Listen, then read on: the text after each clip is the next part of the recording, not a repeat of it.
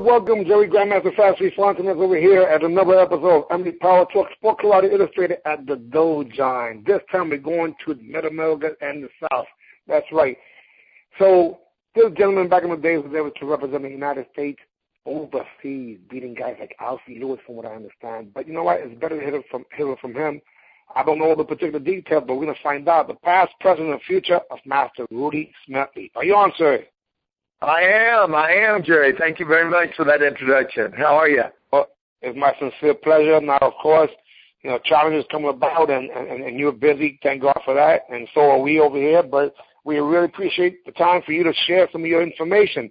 So this is not about me. It's about us. That means you, us, all of us. So we need to find out about you. What was either your motivation, your desperation, or your inspiration to start in the martial arts? Now, if you don't hear me, it's because I put myself on mute. So I bet you can tell your story, sir. Well, tell me where to start. In the beginning, what was your motivation, desperation, and inspiration to get you going? Well, my motivation was I was a 16-year-old pretty good athlete back in 1971. If I had a ball, I played it. And I loved, my favorite sport was football because of the contact. I played quarterback and cornerback, and both of those involve the quarterback involved the smarts and the cornerback involved the hitting. So I enjoyed both of them. And one day in the last period at study hall, in my sophomore year, a kid who was a neighbor of mine. He was my size. He really wasn't any bigger, but he was, he was one of these tough guys. He was just kind of, he was one of the bullies. And as I think about it now, I don't really know why, because he was, like I said, he wasn't a big guy, but he spit on a friend of mine, and I'm a musician. And this guy was my drummer in my band back then in high school, and he was kind of a nerdy-looking guy, I guess you would say. He was a great friend of mine still to this day, and but he was in the band. He wasn't an athlete, and this guy was doing this just to make him look bad. And so I wasn't trying to start anything. I just said, hey, man, don't do that. And so he said, okay. And he said, I'm not going to spit on him. And he put that spit on his finger and threw it on me. He said, I'll just spit on you. How about that? And, of course, everybody looked at me, and, here I am the quarterback and, kind of the stud jock. And they were waiting to see what I did. And what I did was nothing. Because I was everybody's friend. I mean, just like today, I try to be everybody's friend, man. I don't want to be. I'm a Christian, and I want to get along with everybody. And life is too precious not to be happy. And the best, I find the best way to be happy is to treat people. That golden rule: treat people like you want to be treated. And man, I didn't know anything about fighting, and that was the last period of the day. And my Sunday school teacher took me to and from school, and he found me.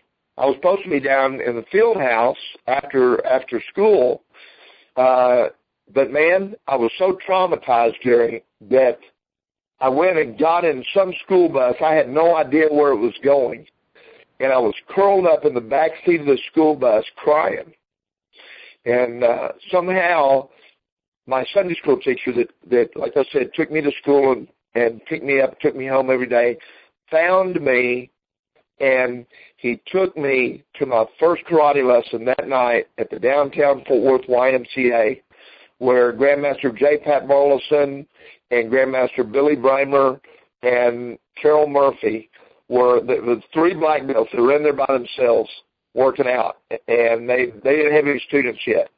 And I was their first student, 16 years old. And, I tell everybody that's how the game of hack-a-sack got invented. Because for the first 90 days, I was the only student for the first 3 months in there, and all they did was kick me around, So that's why I kind of kid and tell everybody that's how Hackensack got invented. But that's how it all started, man. And, it just sort of stayed. I was just a karate student for really about the first year and a half. I went and paid my money at tournaments because, we had to be in so many tournaments to move up in rank. And I paid my money, and this was back when, junior division was 15 years old and under, 1971. So if you were 16 years old back then, you were considered an adult. And, man, I was 16 years old, and I weighed 130 pounds, and, I was about as big around as a toothpick. And then all I did was pay my money, get beat up, and I wanted to go home. So, typical story, I just, went ahead and paid my dues, and then I didn't win a tournament, didn't win a medal, didn't even win a fight in one of my tournaments, didn't even win a round. And I got my brown belt, and Grandmaster Dojine had just invented safety gear, and I cannot tell you how I won this. I got third place in Grandmaster Jim Buten's tournament in North Texas, and I have no idea how it happened because I was scared to death. All I was doing was just getting beat up. And I got beat up in class, and, because I was the littlest kid in there. And, I was going through the motions, but I just did not have it in my mind yet that I could do it. I didn't have that I can attitude. And, so that comes to some students quicker than others. And I was a late bloomer in that department. So, unfortunately. Well, you know what? Let me just interject, sir, because that's pretty fascinating to me, because when it was all said and done, you and John Longstreet, of all people, have something in common where you were the first student of what would be a long list of pioneers and legends that came from a place. In other words, when they opened up Mid-America, Junior Mid-America School up in Minnesota, John Longstreet was the first student ever at that school where John Worley and Gary Histolo was at. And you were the first student over here. In the meantime, the people that were teaching, we're talking about descendants of June Lee, but Taekwondo pioneers and legends. Am I right? That's it. That's right. That's right. Yeah, so, the pecking order around here, the rank order is, for most of it, for really American Taekwondo is, Grandmaster Jin Ray, then Grandmaster Alan Steen, then Grandmaster J. Pat Barlowson, and then, everybody else falls into place under them. It's fascinating to think how many quality, including Master Mike Coles, and a whole bunch of other people, Jeff Smith included, that came from Texas, Minnesota, right, to Washington. And I posed the question yesterday to Mr. Michael Coles, what would happen if June Lee would have never been even here in the United States? I mean, we would not have this sport of ours ever going through those stages. We probably would not be having this conversation, Jerry. No doubt about that. Again, this is not a tribute to. It's not a tribute to Grandmaster Reed. This is a tribute to the simple fact that all of us, as being extended family members, had a chance to really participate in some phenomenal stuff. And of all things, something that people just don't get or didn't get until they got involved. Martial arts is what brought the camaraderie. So, I get a kick out of the fact that I'm martial arts' greatest and biggest fan. That's all I am. And I've been fortunate to participate, but that's who I am. And what this is about 300. The 300. If I love that movie, The 300. The Spartans. So if I had to go to war, and I can only pick 300 people worldwide in the history of sport karate that are presently alive, because rest in peace to a lot of legends I never had a chance to do this with, then you, sir, are one of my 300. Now, I don't know you personally, but I've always been a fan. Well, thank you, Jerry. That's a great compliment, and it's a different type of compliment. So I really appreciate that. Well, it's just you're very welcome to the simple fact. Hey, not too many people beat Alfie Lewis in the Waco event, and you might be the only one in the history. Well, you know what? He won 5 world championships. He won 5 world championships, right? And you beat him when he took second. So I think you might be the only person to ever beat Alfie Lewis at a world championships Waco. Well, I'm the only one that, of course, I know I don't know if someone finally beat Alfie. You know, Alfie and I are great friends. We are brothers to the core.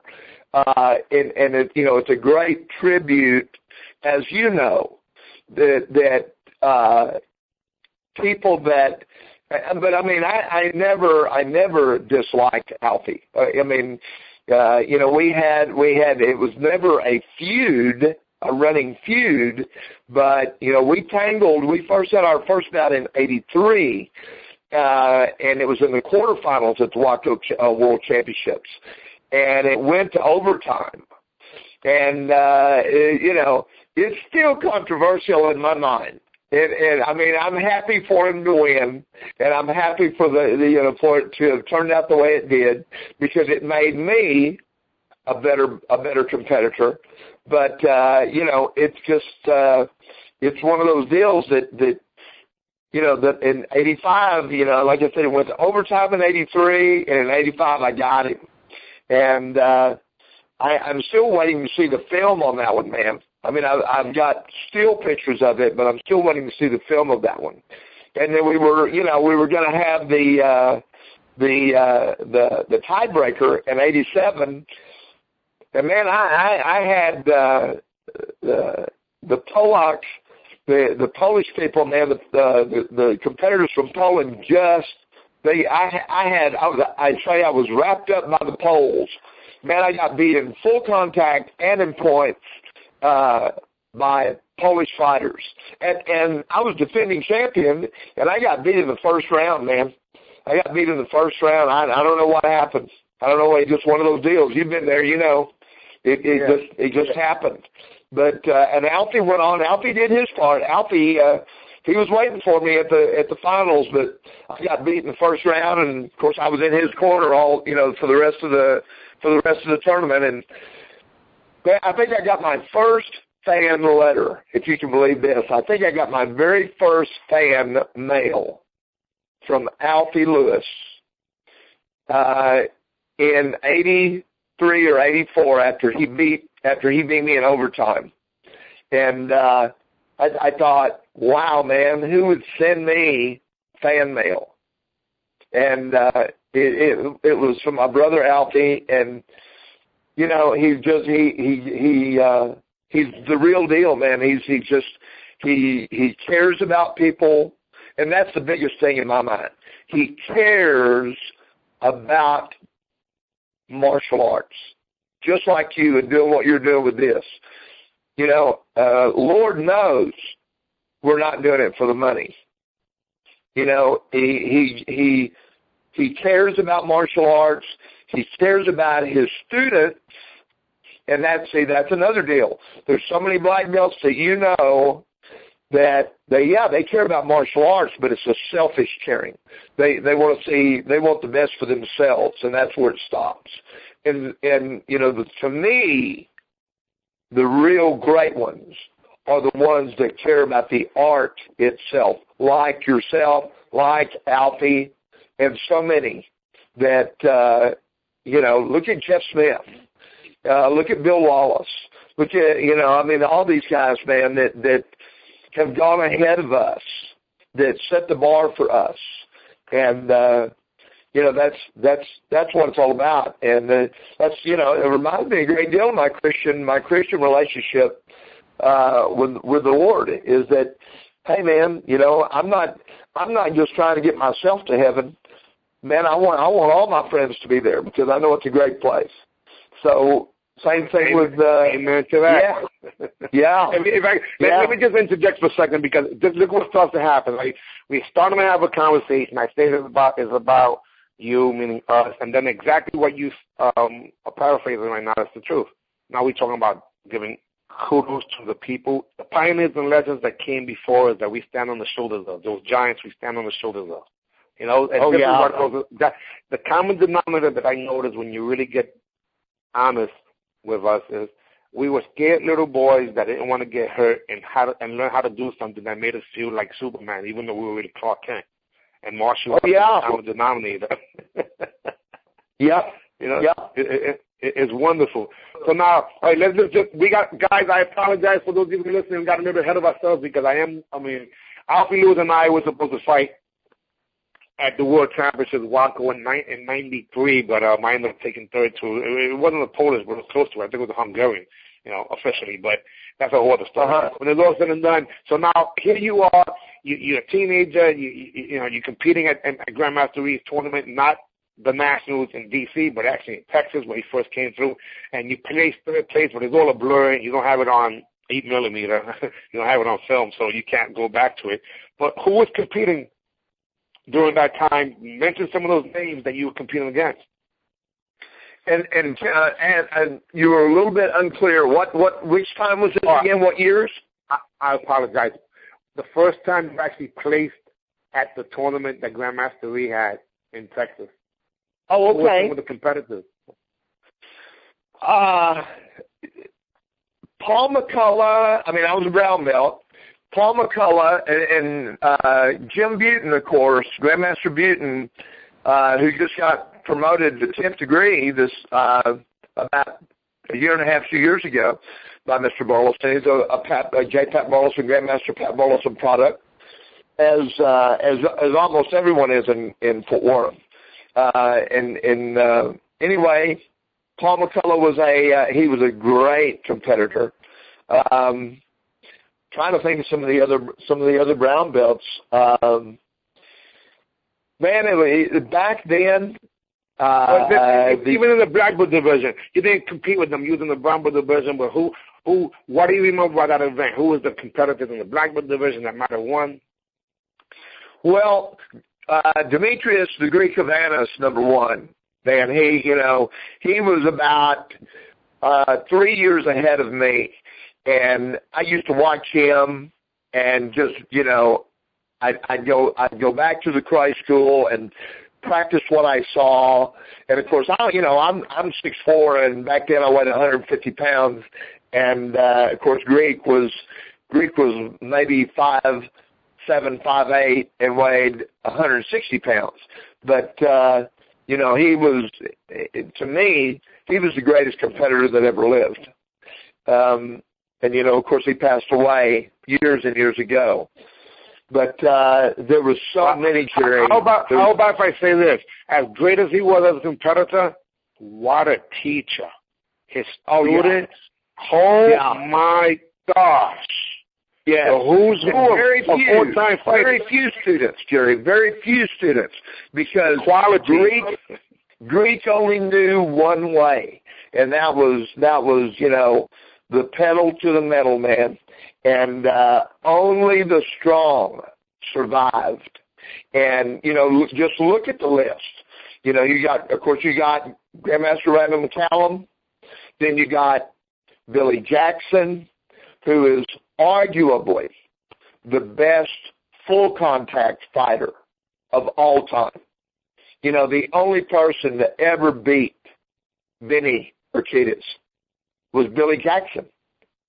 And, the world, for the most part, considers either Bill Wallace or Benny Urquidez as, the two best full-contact fighters. Well, Billy beat him. It was only a 5-round fight. But, Billy beat him. And he beat him in a unanimous decision, not a split decision. Unanimous decision.